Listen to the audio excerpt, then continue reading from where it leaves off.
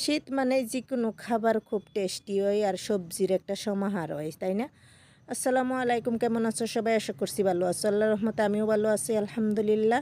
তো আজকে আমি পুঁটি মাছ দিয়ে সিম রান্না করব আর একটা চরচড়ি বানাবো। তো এটাই তোমরা লগে শেয়ার করতেছি, দেখতে থাও ভিডিওটা। তো এখানে আমি সবজিগুলো লই লিছি, মানে সিম আর আলু এগুলো কাটটা কুচি কুচি করে লই লইলাম। একটা কড়াই রেখে দিচ্ছি, আমি চরচড়ি বানাবো। পেঁয়াজ দিয়ে দিলাম, পরিমাণ মতো তেল, কি কয় নিমখ দিয়ে দিলাম, দিয়ে কাঁচামরিচ দিয়ে কেসলে লইতেছি সুন্দর করে। এর মধ্যে দিয়ে দিলাম মরিচের গুঁড়া, জিরা ধনিয়ার গুঁড়া, হলুদ গুঁড়া। তারপরে দিয়ে দিলাম মাছগুলি দিয়ে সুন্দর করে একটু আলতো হাতে মানে মাখায় লইতেছি। মাখায়া চরচড়িটা বানাইলে খুব স্বাদের হয়। এর মধ্যে আমি হাতের চুল দিয়ে তেল দিয়ে দিলাম, ধরো 1 চামচ তেল দিয়ে দিলাম আর কি। তো এই যে সুন্দর করে তেলটা দিয়ে মাখাই লইলাম আলতো হাতে। একটু পানি দিয়ে দিলাম, অল্প একটু পানি দিছি, যেহেতু ছোটো ছোটো মাছ তো একশোডে রান্না হয়ে পড়বো।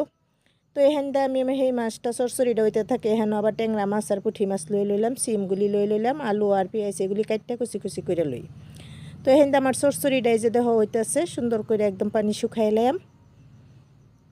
তো এই যে আমার রান্নাটা প্রায় এই পড়ছে, একটু পানি আছে, তো এগুলি শুকাইলাম। চরচড়ি তো চরচড়ির মতনই হইতে লাগবো, ঠিক না?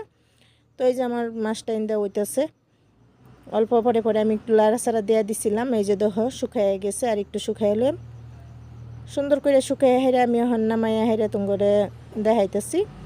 তারপরে আমি আর একটা এই মাছটাও মানে সিম দিয়া যে রান্না করাম, এই মাছটাও আমি বহাই দিলাম। এই যে দেখো আমার চরচড়িটা হয়ে পড়ছে, এখন আমি এগুলি নামাই রাখতেছি। তারপরে এই কড়াইটার মধ্যেই সিম আর আলু কুচি, পেঁয়াজ কুচি, কাঁচামরিচ এগুলি দিয়ে দিলাম, সুন্দর করে মিক্স করে দিতেছি। তো আমি এরকম শুরু করে কাটছি কুচি কুচির মতন। তারপরে মাছগুলি দিয়ে দিলাম, ট্যাংরা মাছ আর পুঁটি মাছ ছিল। তো সুন্দর করে এগুলি দিয়ে হেরা নিমখ দিয়ে দিলাম, স্বাদ মতো দিয়ে দিলাম জিরা ধনিয়ার গুঁড়া, মরিচের গুঁড়া, হলুদ গুঁড়া। সুন্দর করে দিয়ে হেরা একটু মাখাই এলাম, তেল দিয়ে পরিমাণ মতো তেল দিয়ে দিলাম। সরিষার তেলই দিছি আমি, কারণ সরিষার তেলই রান্না বান্না করি। তো আমার এখানে একটু গাড়ি মোটরের আওয়াজ হইতেছে, হুলস্থুল হইতেছে, যেহেতু রাস্তার কিনারও বাড়ি, তো সবাই একটু ইগনোর করবা। তো এই যে আমি সুন্দর করে একটু আলতো হাতে মাখাই দিলাম, অল্প পানি দিয়ে দিলাম, মানে পরিমাণ মতো পানি দিলাম আর 1 গ্লাস মান পানি দিয়ে দিলাম। তো এগুলি ছোটো মাছ আর সবজিগুলি একদম টাটকা তাজা গাছের সবজি, মানে সিম। তো এগুলি সুন্দর করে হয়ে পড়বে। এই যে দেখো আমার চরচড়িটা হয়ে পড়ছে। তো এখান দিয়ে আমার এই মাছগুলি হইতেছে, মানে সিম দেওয়া যে পুঁটি মাছগুলি রান্না হইতেছে, এগুলি হয়েই পড়ছে প্রায়। আর একটু শুকাইলে মাখা মাখা রাখবাম। তো আমার দুপুরের মধ্যে এইগুলি খাবার ছিল, এগুলি আমি তোমার লগে শেয়ার করলাম। যেহেতু শীতের মধ্যে সিম খুব পাওয়া যায়, যে কোনো সবজি পাওয়া যায়, আর যে কোনো সবজি দিয়ে রান্না বান্না করলে খুব সুন্দর লাগে, দারুণ লাগে খাইতে।